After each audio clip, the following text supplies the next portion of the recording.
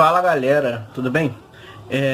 Eu tô trazendo pra vocês hoje um vídeo um pouquinho mais completo e didático. Mais didático que completo, na realidade. Sobre uma notícia que saiu há 2 dias, no dia 10, sobre uma explosão na Indonésia de um vulcão, uma erupção, né? De um vulcão. Não sei se vocês ouviram, mas o nome desse vulcão é Encke Krakatoa. Esse Encke Krakatoa é filho do Krakatoa. E no vídeo eu vou estar explicando mais ou menos para vocês como que surgiu, o que é o Krakatoa, como ele vai fazendo, ele acontece, né? E galera, eu vou deixar o videozinho da explosão do Encke Krakatoa e a gente volta.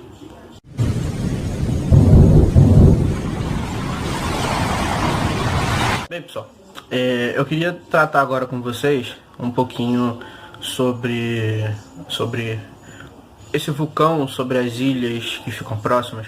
Na realidade, tanto o Encke Krakatoa quanto o Krakatoa, eles ficam na Indonésia. Eles fazem parte do cinturão de fogo, ou círculo de fogo. Eu vou deixar uma imagem no vídeo para vocês verem o círculo de fogo e uma imagem do Krakatoa. Na realidade, o Krakatoa ele não é um vulcão só. Eles são 3 vulcões siameses. O que seriam esses vulcões siameses? São 3 vulcões que são ligados por um mesmo poço de magma. E esse poço de magma, ou poço de lava e magma é a mesma coisa, eles são ligados por 3 pontos quentes.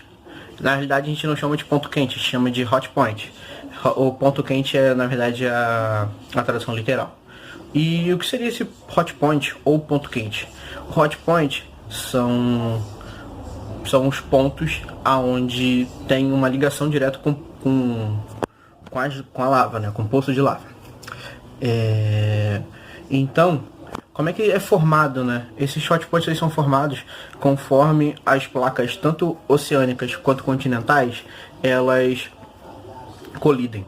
Onde a placa continental ela é mais densa que a placa oceânica. Então,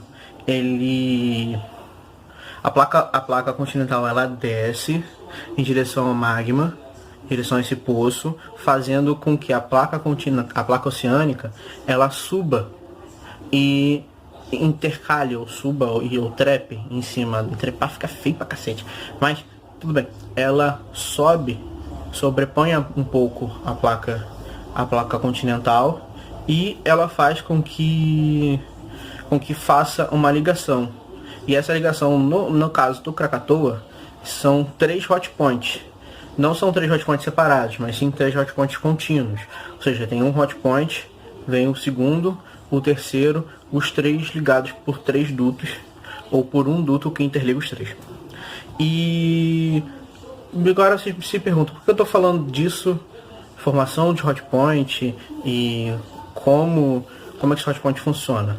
Porque, para vocês entenderem um pouco na relação do vulcão, né? Como é que ele é formado, do que ele é formado. O vulcão ele é formado por uma cratera, que seria o poço, uma caldeira, que é essa junção do hot point com o começo do vulcão, né?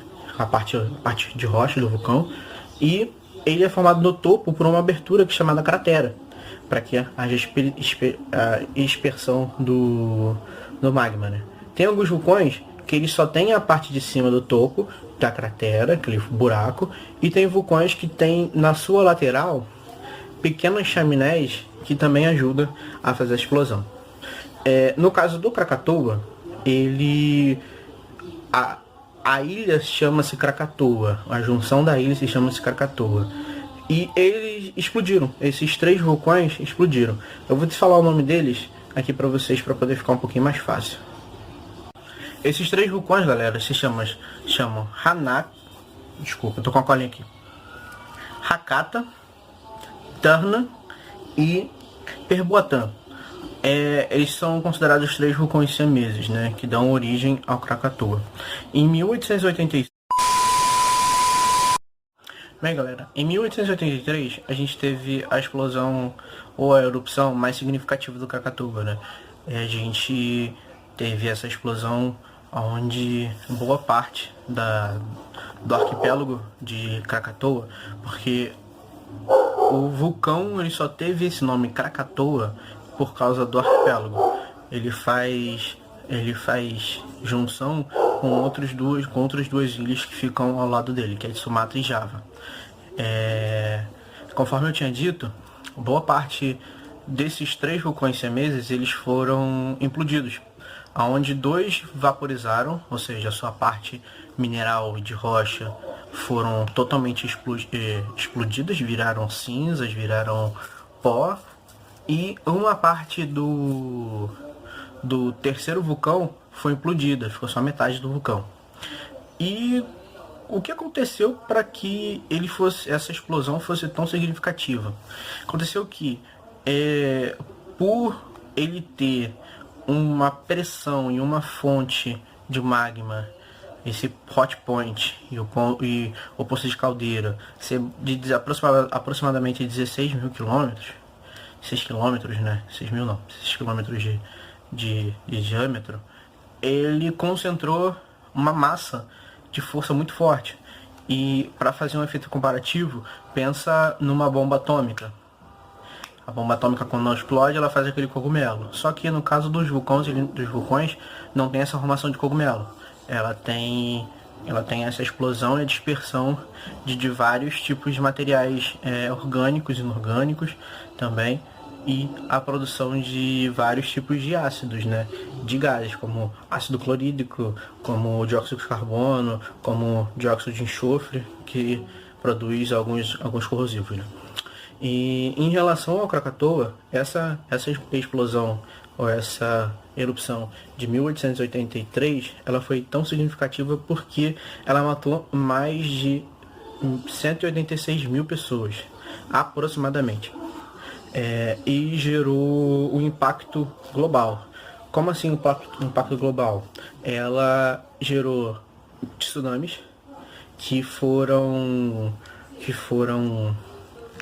chegaram a mais de... Em média chegaram a 40 metros de altura. A gente pode considerar também que ele foi de aspecto global, porque boa parte do globo ficou em escuridão, ou total ou parcial, por 18 meses. Cara, 18 meses em escuridão basicamente muita coisa. E essas tsunamis de 40 metros de altura, elas varreram o globo. Tem relatos de que foi encontrado um bloco de coral de mais de 60 quilos, mais de 60 toneladas na realidade, que foi arrastado por uma dessas tsunamis. E fragmentos de corais da região da Sumatra, da região de Java, das Filipinas e do círculo de fogo foram encontrados a posteriori em várias regiões, né? Como essas tsunamis atingiram Portugal, chegaram ao Canal da Mancha, que faz a divisa entre a França e a Inglaterra, foram escutados, foram ouvidos na realidade até 5 quilômetros de distância os touros, né, a explosão do Krakatoa. Cara, 5 quilômetros de distância foi como se fosse daqui na Etiópia ou no Senegal. E na realidade foi da ilha de Krakatoa, na Indonésia, até a Austrália, que foi sentido isso. A temperatura global, por essa superprodução de materiais que encobriram o Sol e que deixaram a Terra basicamente no escuro,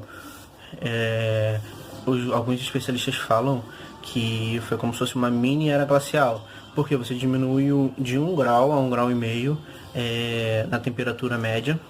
Isso tiveram implicações que foram gravíssimas, né, em relação ao mundo, porque você diminui a produção de colheita, você mata as colheitas, você mata o gado e você também mata boa parte da população. Isso é uma forma de você diminuir a população. E agora vamos falar um pouquinho sobre o Encke Krakatoa. O Encke Krakatoa, Ankh, na verdade, A-N-A-K, Ankh,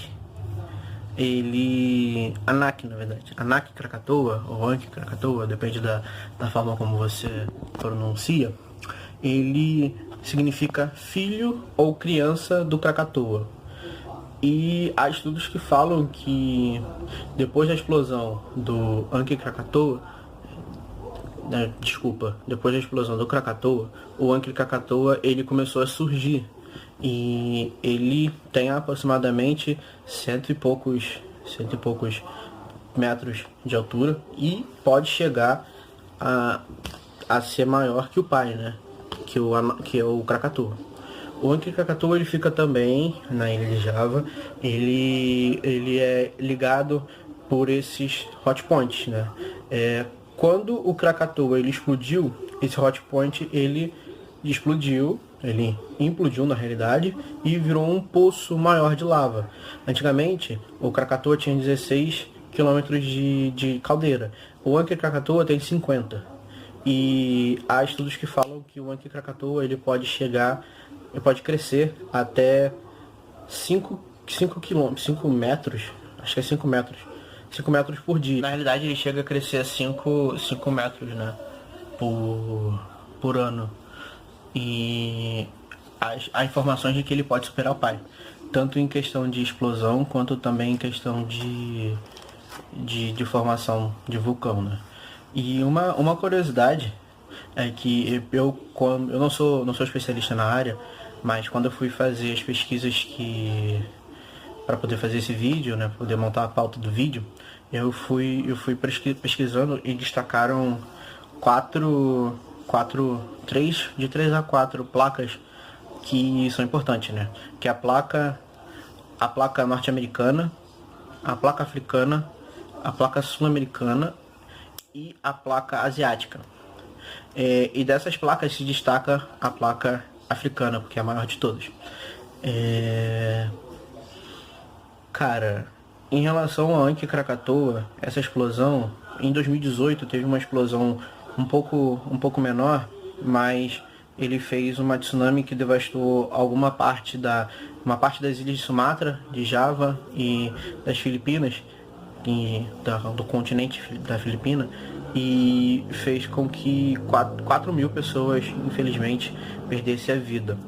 Em uma projeção fala que o Ankh Krakatoa ele pode chegar a ter a produção de magma e quando entrar em erupção, de ser maior que o pai, né? Em 1927, quando ele teve seu primeiro registro, seu primeiro tipo de estudo, foi descoberto que ele estava basicamente extinto, né? Estava basicamente fechado. Mas foram descobertos que esses 3 hot points eles se juntaram e começaram a ativar mais esse Ankh Krakatoa. Tem um aplicativo que eu vou deixar ali na descrição que ele estuda os vulcões em atividade no mundo e ele traz algumas informações. E uma curiosidade é que o Brasil ele também possui um vulcão.